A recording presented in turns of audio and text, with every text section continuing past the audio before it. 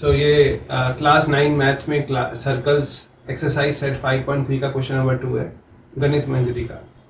An isosceles triangle ABC is inscribed in a circle with AB is equal to AC. Show that the altitude from A to BC passes through the center of the circle. So एक circle है. An isosceles triangle is inscribed in a circle. तो एक circle के अंदर एक isosceles triangle है जिसकी दो साइड्स इक्वल होती हैं. आइसोसेलेस ट्रायंगल मतलब जिसकी दो साइड इक्वल होती है. तो ये A है, ये B हो गया, ये C हो गया, and AB is equal to AC. ठीक है. Show that the altitude from A to BC passes to the centre of the circle. तो एक A से एक एल्टीट्यूड हम बनाते हैं. मान लो ये D है. ठीक है. ये कह रहा है कि शो करो कि ये प्रूव करो कि ये लाइन जो है ये सेंटर से पास हो. ठीक है. तो इसके लिए हम क्या करेंगे? तो सबसे पहले हमारे पास गिवन क्या है, क्या क्या अवेलेबल है. ठीक है. तो गिवन में पहली चीज तो ये है कि AB is equal to AC in triangle ABC. ठीक है. फिर दूसरी चीज क्या है? We have AD altitude. AD altitude.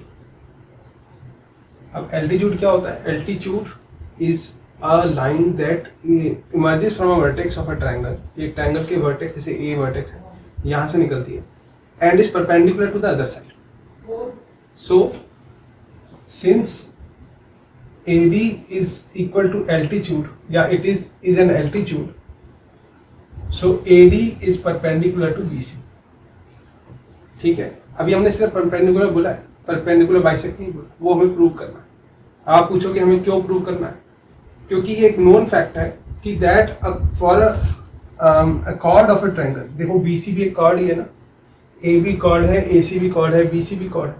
So for any cord, कहीं की भी कॉर्ड हो, छोटी हो, बड़ी हो, इधर हो, उधर हो, कोई भी कॉर्ड हो एक सर्कल के अंदर, उसका जब अगर हम जो परपेंडिकुलर बाइसेक्टर बनता है, जैसे कंपास से हम हाफ से थोड़ा ऊपर करके एक इधर लगाएंगे, एक इधर लगाएंगे, फिर इस पॉइंट से एक इधर लगाएंगे, एक इधर लगाएंगे सेम विड्थ में, तो उसके बाद उसको जोड़ देंगे. ठीक है. उसको एक्सटेंड कर देंगे. फिर ऐसे एक और कॉर्ड भी ले लेंगे, उसका भी सेंटर से ऊपर कॉर्ड लगाएंगे, एक इधर लगाएंगे, एक इधर लग जाएगा, एक इधर लग जाएगा, ऐसे एक इधर लग जाएगा, एक इधर लग जाएगा. तो ये लाइन जो दोनों हैं ये अभी नहीं ऐसे, लेकिन ये बेसिकली सेंटर से पास होती है. ठीक है. मैं आपको आइडिया दे दी, ये अभी इसको समझ लीजिए ऐसे है. ठीक है. तो ये सेंटर से पास होती है. तो इसका अगर हम दो कॉर्ड भी ना लें, एक ही कॉर्ड लें, तो इतना तो पक्का है कि जो भी एक लाइन निकल रही है कॉर्ड से, वो इस लाइन को इक्वल पार्ट्स में डिवाइड करेगी.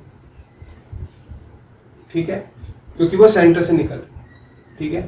तो ये एक नोन फैक्ट है. तो एक बार हमने ये प्रूव कर दिया कि BD is equal to DC, तो ये अपने आप ही प्रूव हो जाएगा कि AD is passing to the centre, क्योंकि BC कॉर्ड का परपेंडिकुलर बाइसेक्टर जो है वो सेंटर से ही पास होगा. This is a known fact. ठीक है. तो इसको प्रूव करने के लिए हमें ये प्रूव करना है कि हमारे लिए ये यही है बस कि हमें BD is equal to DC prove करना है.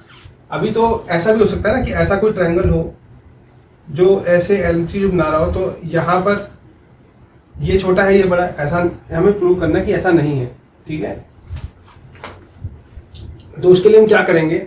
Will use something called an. Proof में हम जाएंगे. ठीक है. As per RHS congruency. RHS congruency क्या होती है? Right angle hypotenuse side. ठीक है. कॉन्ग्रुएंसी. तो इसमें क्या होता है कि एक triangle, two right angle triangles in order to be congruent to each other. Congruent मतलब एग्जैक्टली सेम साइज और उनके कॉरेस्पॉन्डिंग साइज और एंगल सेम हो.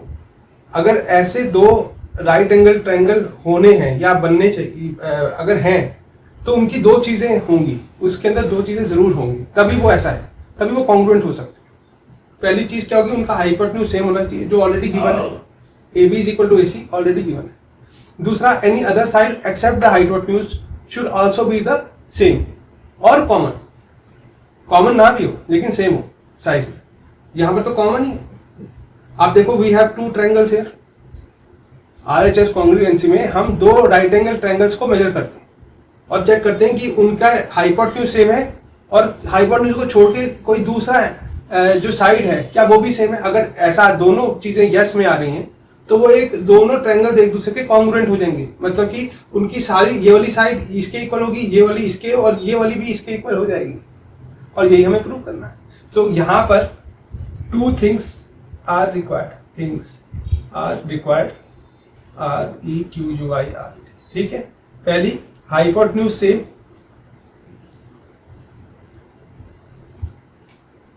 as AB is equal to AC, so this is fulfilled, ठीक है।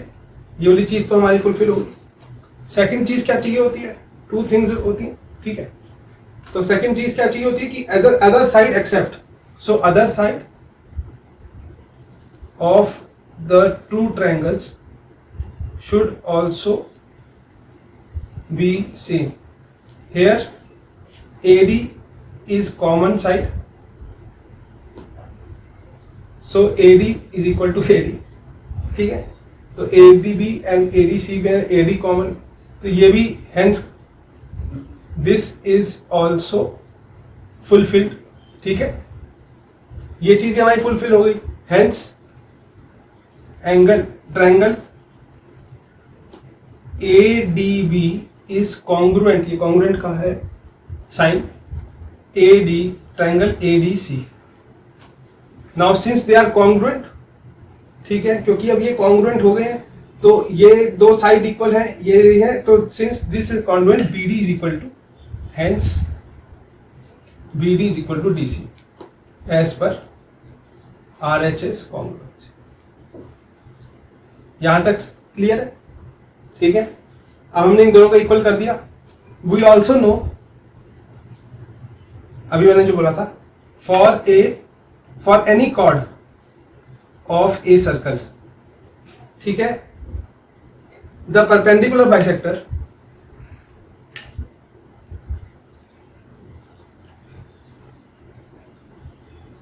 passes through the center